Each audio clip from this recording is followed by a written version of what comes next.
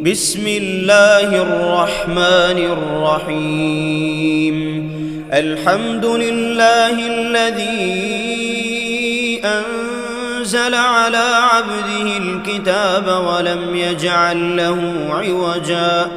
قيما لينذر بأسا شديدا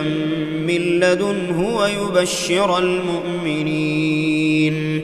الذين يعملون الصالحات أن لهم أجرا حسنا ماكثين فيه أبدا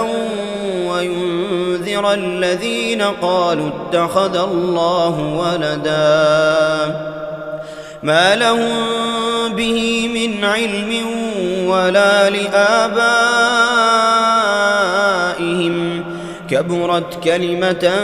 تخرج من أفواههم إن يقولون إلا كذبا فلعلك باخع نفسك على آثارهم إن لم يؤمنوا بهذا الحديث أسفا إنا جعلنا ما على الأرض زينة لها لنبلوهم أيهم أحسن عملا وإنا لجاعلون ما عليها صعيدا جرزا أم حسبت أن أصحاب الكهف والرقيم كانوا من آياتنا عجبا إذ أوى الفتية إلى الكهف فقالوا ربنا آتنا من لدنك رحمة وهيئ لنا من أمرنا رشدا فضربنا على آذانهم في الكهف سنين عددا ثم بعثناهم لنعلم أي الحزبين أحصى لما لبثوا أمدا نحن نقص عليك نبأهم بالحق إنهم فتية آمنوا بربهم وزدناهم هدى وربطنا على قلوبهم إذ قاموا فقالوا ربنا رب السماوات والأرض لن ندعو من دونه إلها لقد قلنا إذا شططا هؤلاء قوم اتخذوا من دونه آلهة لولا يأتون عليهم بسلطان بين فمن أظلم ممن افترى على الله كذبا وإذ اعتزلتموهم وما يعبدون إلا الله فأووا إلى الكهف ينشر لكم ربكم من رحمته ويهيئ لكم من أمركم مرفقا وترى الشمس إذا طلعت تزاور عن كهفهم ذات اليمين وإذا غربت تقرضهم ذات الشمال وهم في فجوة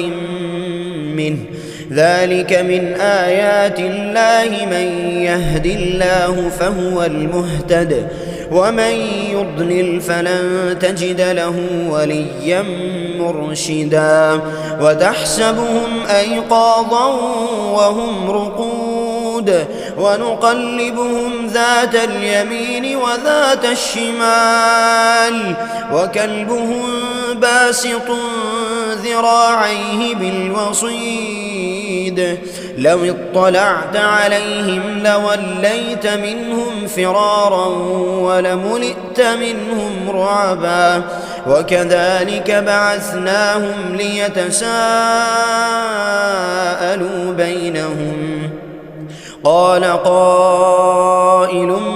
منهم كم لبثتم قالوا لبثنا يوما أو بعض يوم قالوا ربكم أعلم بما لبثتم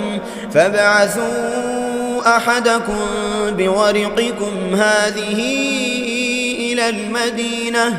فلينظر فلينظر أيها أزكى طعاما فليأتكم برزق منه وليتلطف ولا يشعرن بكم أحدا إنهم إن يظهروا عليكم يرجموكم أو يعيدوكم في ملتهم ولن تفلحوا إذا أبدا وكذلك أعثرنا عليهم ليعلموا أن وعد الله حق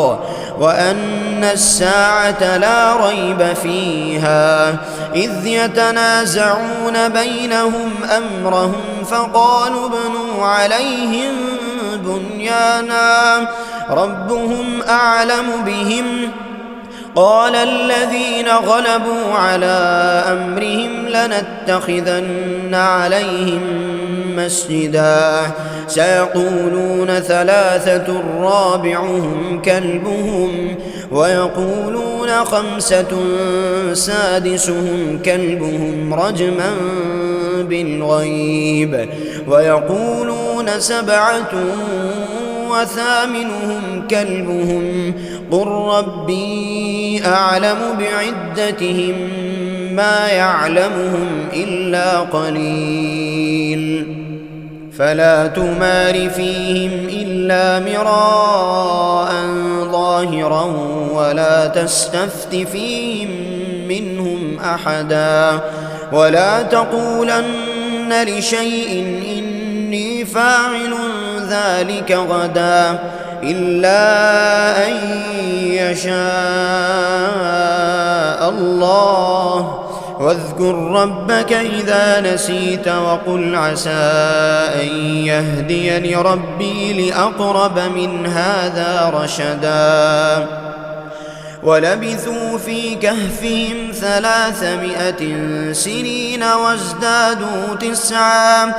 قل الله أعلم بما لبثوا له غيب السماوات والأرض أبصر به وأسمع ما لهم من دونه من ولي ولا يشرك في حكمه أحدا واتل ما أوحي إليك من كتاب ربك لا مبدل لكلماته ولن تجد من دونه ملتحدا واصبر نفسك مع الذين يدعون ربهم بالغداة والعشي يريدون وجهه ولا تعد عيناك عنهم تريد زينة الحياة الدنيا ولا تطع من أغفلنا قلبه عن ذكرنا واتبع هواه وكان أمره فرطا وقل الحق من ربكم فمن شاء فليؤمن ومن شاء فليكفر إنا أعتدنا للظالمين نارا أحاط بهم سرادقها وإن يستغيثوا يغاثوا بماء كالمهل يشوي الوجوه بئس الشراب وساءت مرتفقا إن الذين آمنوا وعملوا الصالحات إنا لا نضيع أجر من أحسن عملا أولئك لهم جنات عدن تجري من تحتهم الأنهار يحلون فيها من أساور من ذهب ويلبسون ثيابا خضرا من سندس وإستبرق متكئين فيها على الأرائك نعم الثواب وحسنت مرتفقا واضرب لهم مثل الرجلين جعلنا لأحدهما جنتين من أعناب وحففناهما بنخل وجعلنا بينهما زرعا كلتا الجنتين آتت أكلها ولم تظلم منه شيئا وفجرنا خلالهما نهرا وكان له ثمر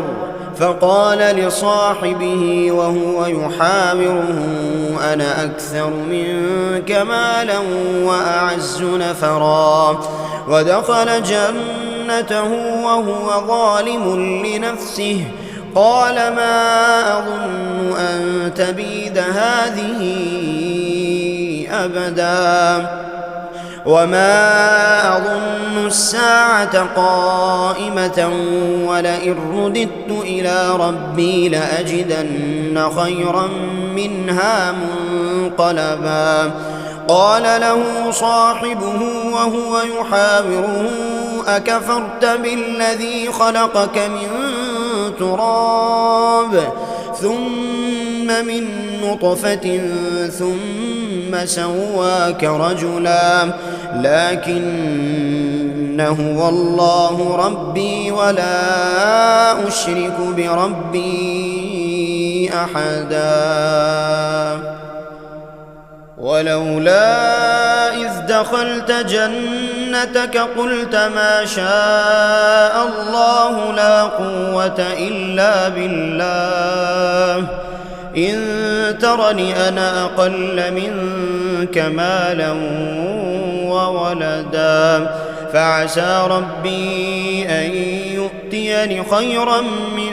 جنتك ويرسل عليها حسبانا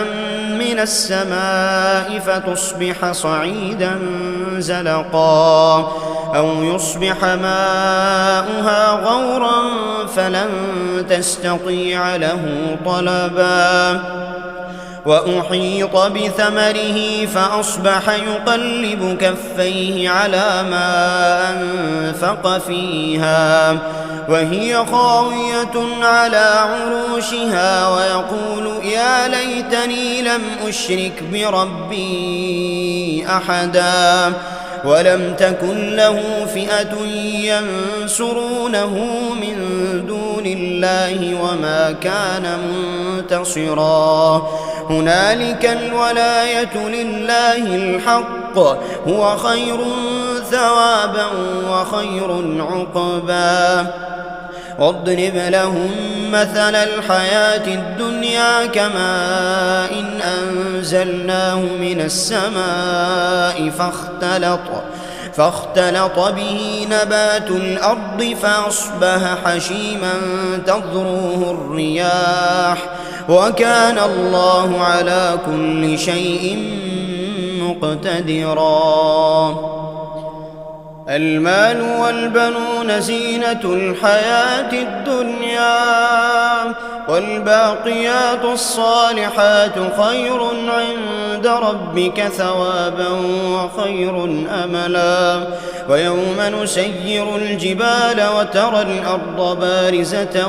وحشرناهم فلم نغادر منهم أحدا وعرضوا على ربك صفا لقد جئتمونا كما خلقناكم أول مرة بل زعمتم أن لن نجعل لكم موعدا ووضع الكتاب فترى المجرمين مشفقين مما فيه ويقولون يا ويلتنا ما لهذا الكتاب لا يغادر صغيرة ولا كبيرة إلا أحصاها ووجدوا ما عملوا حاضرا ولا يظلم ربك أحدا وإذ قلنا للملائكة اسجدوا لآدم فسجدوا إلا إبليس كان من الجن ففسق عن أمر ربه أفتتخذونه وذريته أولياء من دوني وهم لكم عدو بئس للظالمين بدلا ما أشهدتهم خلق السماوات والأرض ولا خلق أنفسهم وما كنت متخذ المضلين عضدا ويوم يقول نادوا شركائي الذين زعمتم فدعوهم فلم يستجيبوا لهم وجعلنا بينهم موبقا ورأى المجرمون النار فظنوا أنهم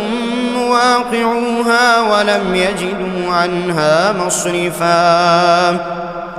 ولقد صرفنا في هذا القرآن للناس من كل مثل وكان الإنسان أكثر شيء جدلا وما منع الناس أن يؤمنوا إذ جاءهم الهدى ويستغفروا ربهم إلا أن تأتيهم سنة الأولين أو يأتيهم العذاب قبلا وما نرسل المرسلين إلا مبشرين ومنذرين ويجادل الذين كفروا بالباطل ليدحضوا به الحق واتخذوا آياتي وما أنذروا هزوا ومن أظلم ممن ذكر بآيات ربه فأعرض عنها ونسي ما قدمت يداه إنا جعلنا على قلوبهم أكنة أن يفقهوه وفي آذانهم وقرا وإن تدعهم إلى الهدى فلن يهتدوا إذا أبدا وربك الغفور ذو الرحمة لو يؤاخذهم بما كسبوا لعجل لهم العذاب بل لهم موعد لن يجدوا من دونه موئلا وتلك القرى أهلكناهم لما ظلموا وجعلنا لمهلكهم موعدا وإذ قال موسى لفتاه لا أبرح حتى أبلغ مجمع البحرين أو أمضي حقوبا فلما بلغا مجمع بينهما نسيا حوتهما فاتخذ سبيله في البحر سربا فلما جاوزا قال لفتاه آتنا غداءنا لقد لقينا من سفرنا هذا نصبا قال أرأيت إذ أوينا إلى الصخرة فإني نسيت الحوت وما أنسانيه إلا الشيطان أن أذكره واتخذ سبيله في البحر عجبا قال ذلك ما كنا نبغي فارتدا على آثارهما قصصا فوجدا عبدا من عبادنا آتيناه رحمة من عندنا وعلمناه من لدنا علما قال له موسى هل أتبعك على أن تعلمني مما علمت رشدا قال إنك لن تستطيع معي صبرا وكيف تصبر على ما لم تحط به خبرا قال ستجدني إن شاء الله صابرا ولا أعصي لك أمرا قال فإن اتبعتني فلا تسألني عن شيء حتى أحدث لك منه ذكرا فانطلقا حتى إذا ركبا في السفينة خرقها قال أخرقتها لتغرق أهلها لقد جئت شيئا إمرا قال لم أقل إنك لن تستطيع معي صبرا قال لا تؤاخذني بما نسيت ولا ترهقني من أمري عسرا فانطلقا حتى إذا لقيا غلاما فقتله قال أقتلت نفسا زكية بغير نفس لقد جئت شيئا نكرا قال ألم أقل لك إنك لن تستطيع معي صبرا قال إن سألتك عن شيء بعدها فلا تصاحبني قد بلغت من لدني عذرا فانطلقا حتى إذا أتيا أهل قرية استطعما أهلها فأبوا أن يضيفوهما فوجدا فيها جدارا يريد أن ينقض فأقامه قال لو شئت لاتخذت عليه أجرا قال هذا فراق بيني وبينك سأنبئك بتأويل ما لم تستطع عليه صبرا أما السفينة فكانت لمساكين يعملون في البحر فأردت أن أعيبها وكان وراءهم ملك يأخذ كل سفينة غصبا وأما الغلام فكان أبواه مؤمنين فخشينا أن يرهقهما طغيانا وكفرا فأردنا أن يبدلهما ربهما خيرا منه زكاة وأقرب رحما وأما الجدار فكان لغلامين يتيمين في المدينة وكان تحته كنز لهما وكان أبوهما صالحا فأرادا ربك أن يبلغا أشدهما ويستخرجا كنزهما رحمة من ربك وما فعلته عن أمري ذلك تأويل ما لم تسطع عليه صبرا ويسألونك عن ذي القرنين قل سأتلو عليكم منه ذكرا إنا مكنا له في الأرض وآتيناه من كل شيء سببا فأتبع سببا حتى إذا بلغ مغرب الشمس وجدها تغرب في عين حمئة ووجد عندها قوما قلنا يا ذا القرنين إما أن تعذب وإما أن تتخذ فيهم حسنا قال أما من ظلم فسوف نعذبه ثم يرد إلى ربه فيعذبه عذابا نكرا وأما من آمن وعمل صالحا فله جزاء الحسنى وسنقول له من أمرنا يسرا ثم أتبع سببا حتى إذا بلغ مطلع الشمس وجدها تطلع على قوم لم نجعل لهم من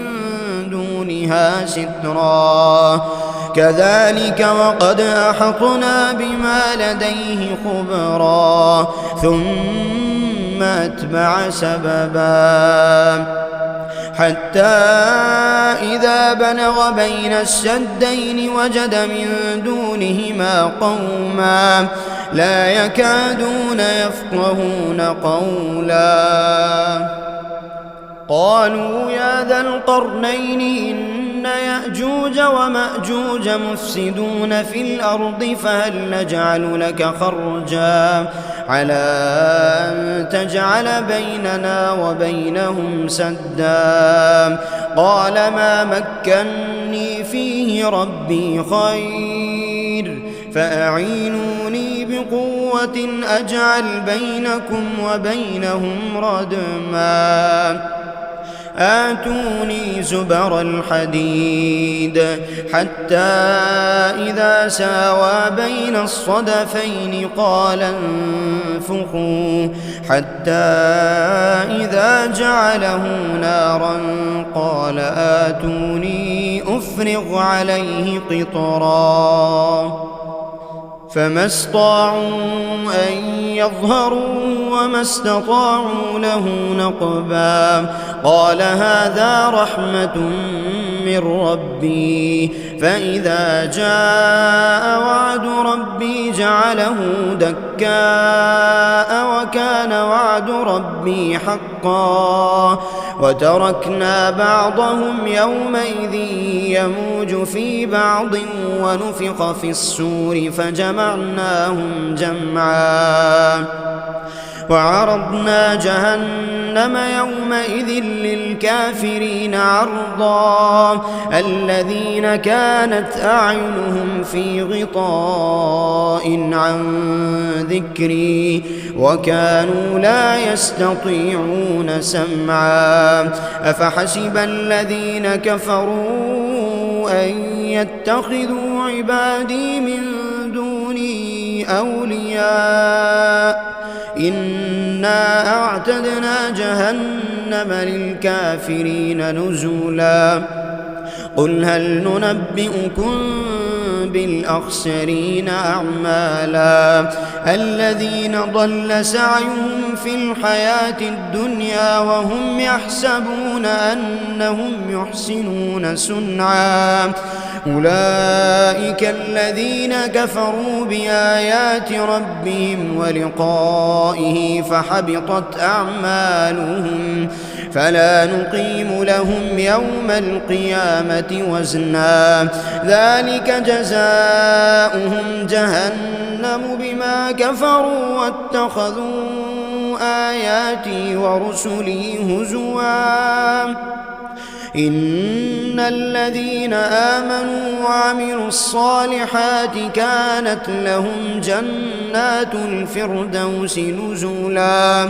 خالدين فيها لا يبغون عنها حولا قل لو كان البحر مدادا لكلمات ربي لنفد البحر قبل أن